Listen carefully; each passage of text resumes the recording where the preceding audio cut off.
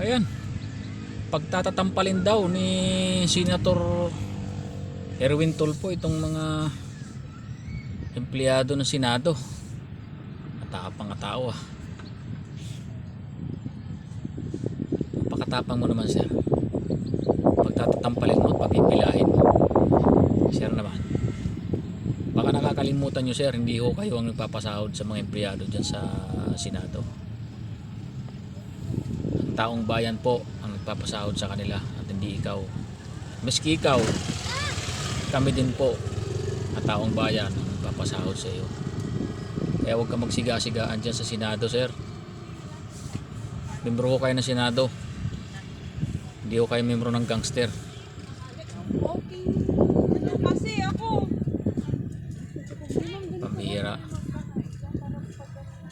Masahol ka pa kay Trilling ah.